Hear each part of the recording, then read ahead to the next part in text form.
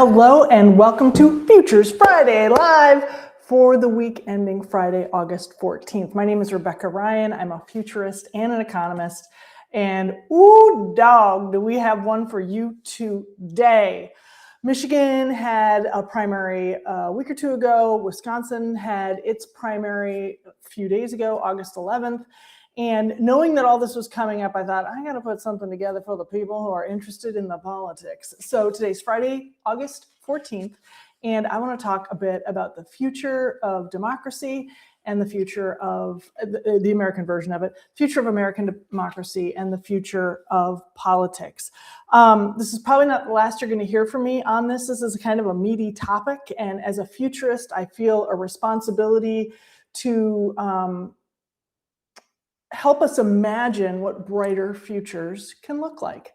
And I realize this is probably not great for business because consultants, futurists often get hired to point out what the problems are, and folks who come with solutions are like, But I think for those of us who care about the future of democracy, who actually vote in these elections, and who wonder, like, are our best days behind us or are our best days ahead of us? I feel like I have a responsibility to paint for you a picture of what the future of democracy could look like. So let's just start with a definition. I think it's important to define, okay, Rebecca, when you talk about the future of democracy, what are you talking about?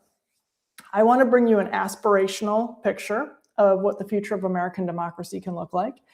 And I think it has three characteristics. The first one is that it is reflective. And I mean that in two ways. A mirror is a reflection. You look in the mirror and it gives you your reflection back. So when I say that American democracy, the optimistic vision is that it's reflective, I think that's in two ways. One is that it actually does the things that the majority of the people would like it to do.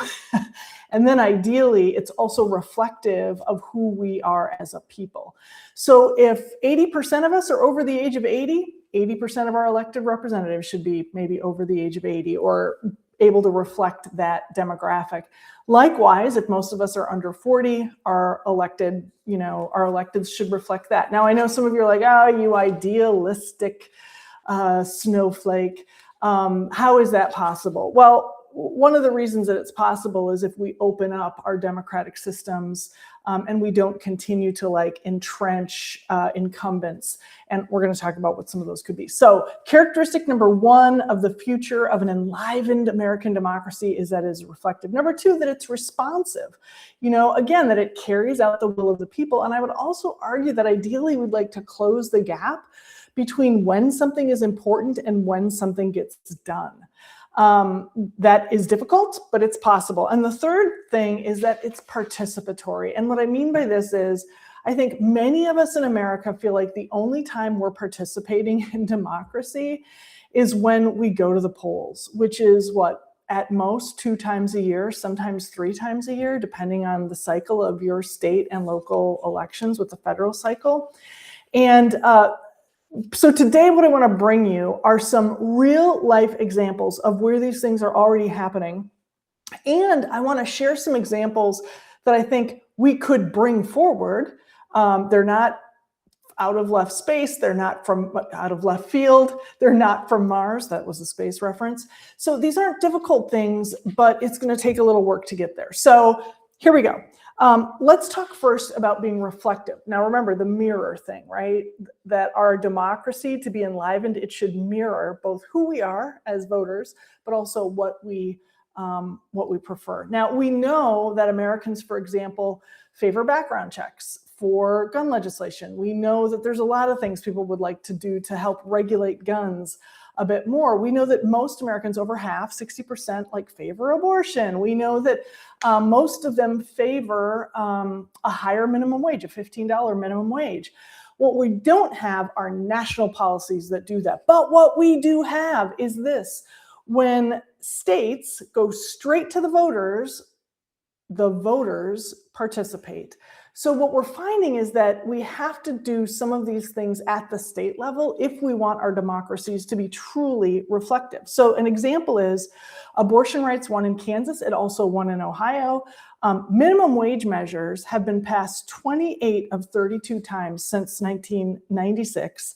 And so the reason these succeed is because they sort of bypass the group that we've represented and who can often be entrenched. We've elected to represent us and can be entrenched, and they go straight to the people. So that kind of double clicks on the participation aspect of this.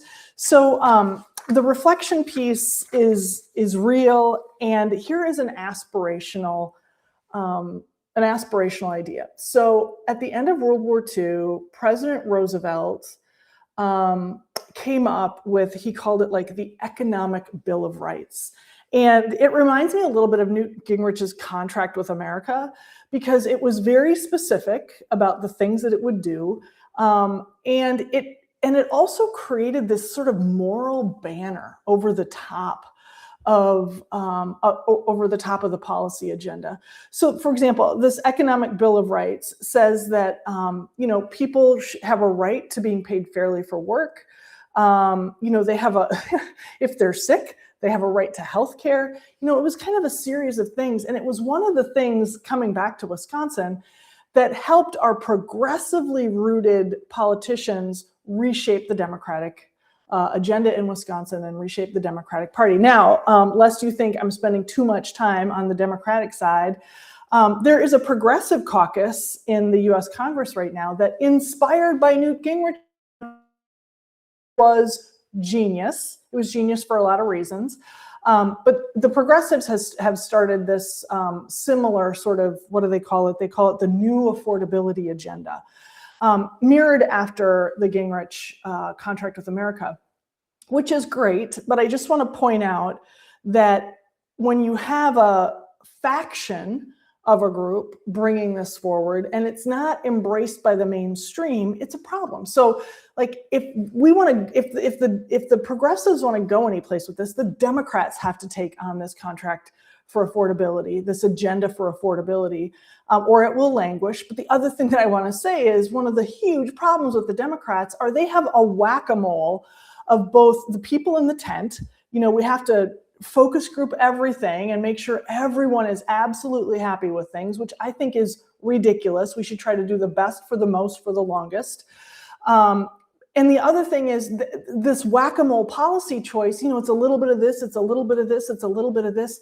What FDR was genius at, what Newt Gingrich did so well, was they kind of gave themselves a halo effect, kind of a moral, a moral agenda about elevating people, about taking the high road, about doing right by people. Not a little bit of this and a little bit of that, but an actual agenda that had a bit of a halo effect over it. So again, around being reflective, the future of democracy, I believe, is going to be shaped by the party or parties that can organize an agenda that does the best for the most people and really resonates with folks. This is why people like Mamdani are winning. This is why Fran Hong was so popular here in Wisconsin, because when you are speaking to the heart of those workers and talking about the very things that leave their bank accounts empty, make them feel like democracy is soulless, you are creating sort of this moral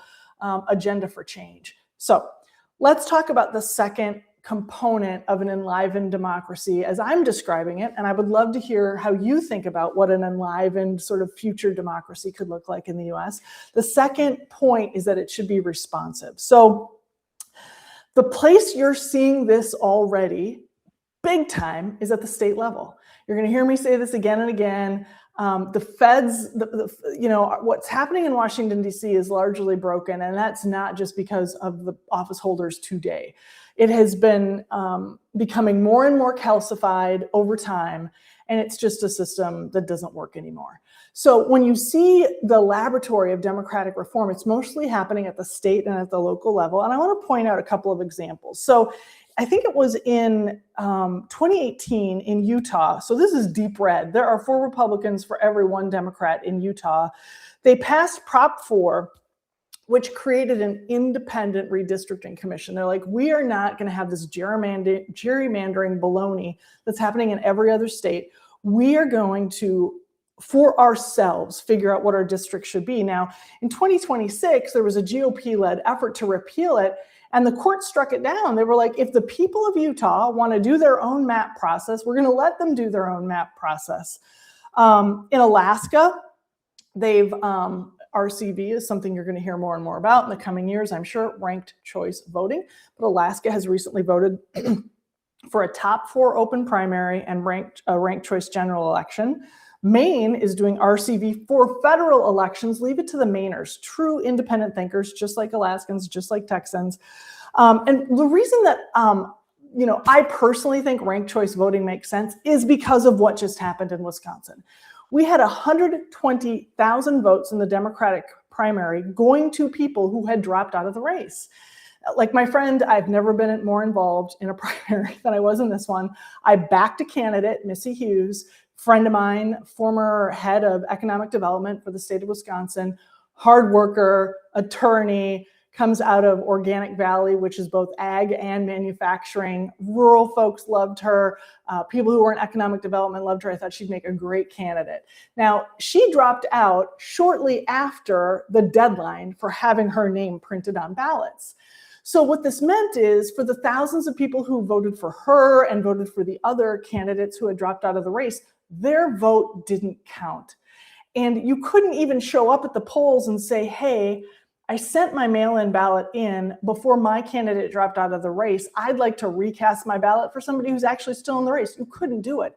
And it's, sort of backhanded things like that make people feel disenfranchised from voting. 76% of independent voters, and by the way, that is a growing group as people get fed up with the Republicans and get fed up with the Democrats, 76% of independent voters feel like they are cut out of primaries where the candidate is already selected for you. That is the opposite of what we want in an enlivened democracy. But to come back to Wisconsin real quickly and talk about democratic reform, you're going to hear me and many other people talk more and more about ranked choice voting, which 19 states, by the way, have already banned.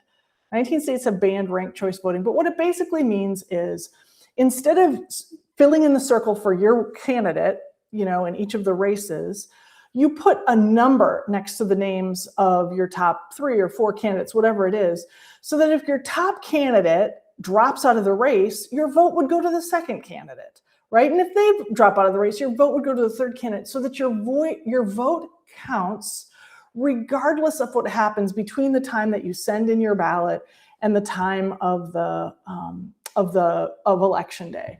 It is more fair. It is more inclusive. It gives the ability for more people to feel like their vote matters. And we want people to feel like their vote matters if we want to, in fact, save and hopefully enliven democracy.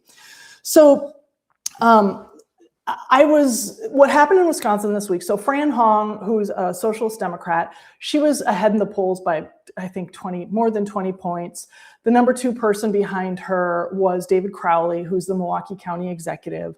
And last week, everybody, I always listen to Hacks on Tap, and David Axelrod and Mike Murphy, they were saying, oh, Fran's going to win. Everybody thought Fran was going to win. Fran lost. Now, it was a edge of a fingernail loss, but David Crowley won. How did that happen? Well, I think what's happening is voters are starting to get much smarter, not about who they like in the primary, but who can win in the general. And that's, I believe, exactly what happened here in Wisconsin. If you're trying to debug what happened, there were 34% of Democratic voters who had not made up their mind with a couple of weeks to go. And when they looked at the alternatives, they thought Crowley's got what it's going to take to beat the Republican nominee. So that's a little bit of inside baseball.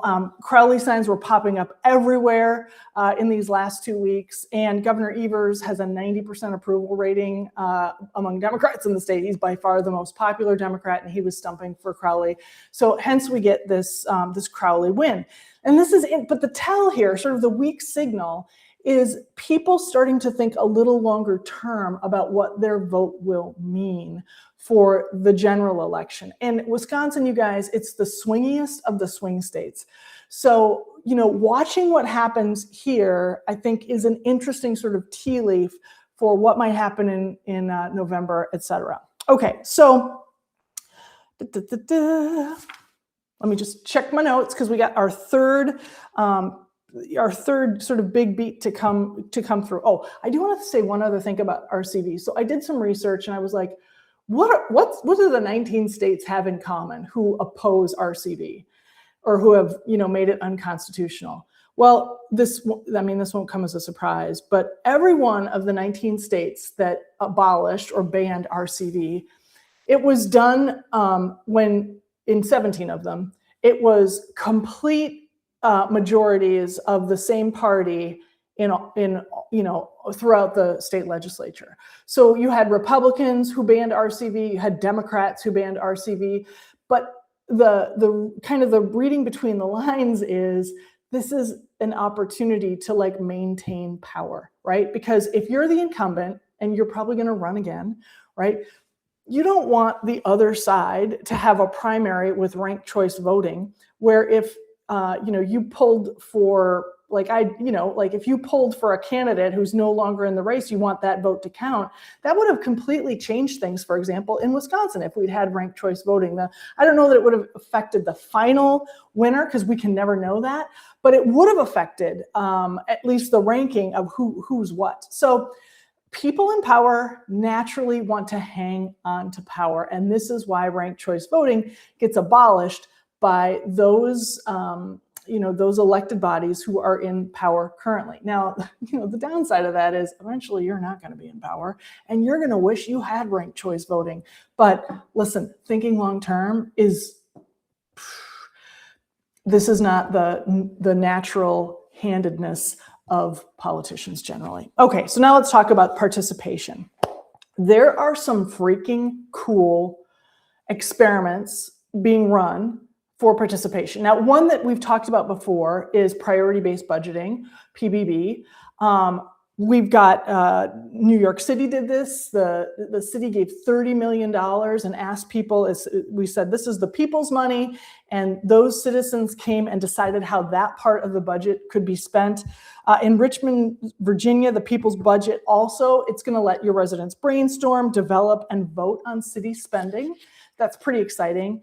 And then, so those are kind of like two sort of moderate examples. And then you've got Oakland that is doing this crazy experiment alongside of UC Berkeley. I'm going to sketch this out for you, but I think I'm going to be writing about this because this really got my attention. So an Oakland Civic Assembly has been set up, and here's how they did it. Randomly, 20,000 people were mailed a letter of interest saying, like, would you like to participate in this civic assembly? Yes or no? The yeses got sent back, and then they looked for certain criteria, and then they were, to make sure that we had young people and older people, and we had people of color, and we had queer people and straight people, right? So it's like, again, we want to represent who Oakland is made of.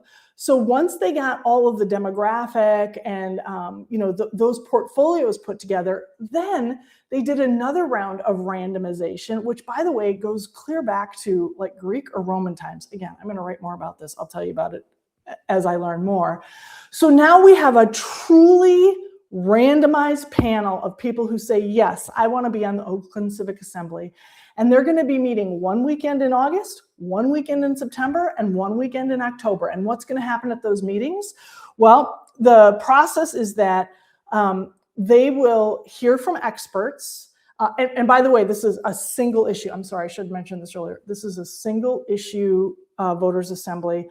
And the issue is what to do with vacant spaces in Oakland. So I love that it's narrow.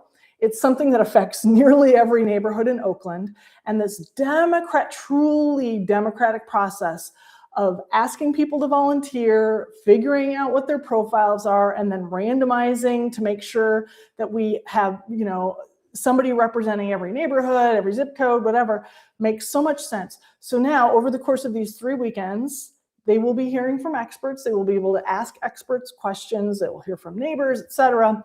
And at the end of these 3 intensive weekends, they are going to create some recommendations And by the way, there's a governing council kind of sitting over the top of this, which includes religious organizations, chambers of commerce, neighborhood associations, who also are sort of joining in the fun to give it some imprimatur of how important this is going to be. So intentionally, this model is being built to be replicable. And I'm so excited about this, because pick the hot button issue in your community, right? To go through a process like, oh, and by the way, did I mention that every one of these volunteers on the Citizen Assembly is being paid a stipend for their time for every weekend that they're there? Because otherwise you end up only getting the people who can afford to be there and usually wear Patagonia vests. Okay, so can you imagine a Citizens Assembly in your community? Have you ever participated in something like a Citizens Assembly? So kind of where does this all lead me? The first one is that, especially at the state and local level, democracy is alive and it is enlivened. It is alive and enlivened. And we should be looking for other opportunities to bring, representativeness, responsiveness, and participation to our own communities.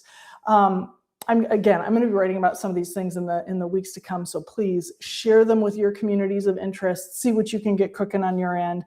And what I just want to point out is that, Wisconsin's primary results this week that defied all expectation, what Oakland is doing with the assembly, even what Budapest was able to do with, having a 78% voter turnout. Viktor Orban peacefully released his, 16-year reign. It just shows that people can be responsive and adaptive if given a great candidate, a solid platform, similar to this, not a whack-a-mole set of a menu of random issues, but like, an overarching narrative that feels like it is calling on the best of us, and that it helps us be what we can actually be, and it is hopeful and it is aspirational. So this isn't blue state stuff or red state stuff. It's happening in Utah, it's happening in Richmond, it's happening in Oakland, right? But I believe strongly that we want a multi-party system because we should be sharpening each other. And I strongly believe that we want every resident, every citizen, every voter to feel like their vote matters, they have a say, their fingerprints are on decisions that affect them. And if we can do some of these things, we will have a more enlivened democracy. So for this week, my thank you is actually to FDR. In doing some research, I was so grateful to see that sort of economic compact that he had created in 1944.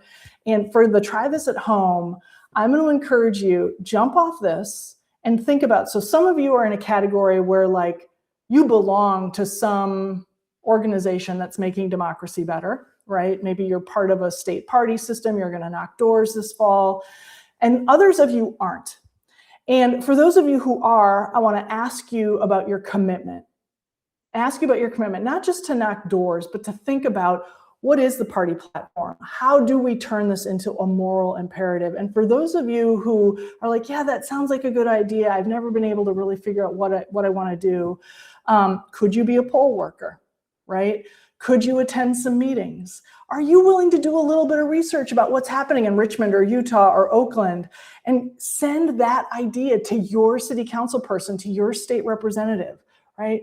So what can you do to be one click more active in the democracy that we all want to feel proud of? Thank you for joining me today on Futures Friday.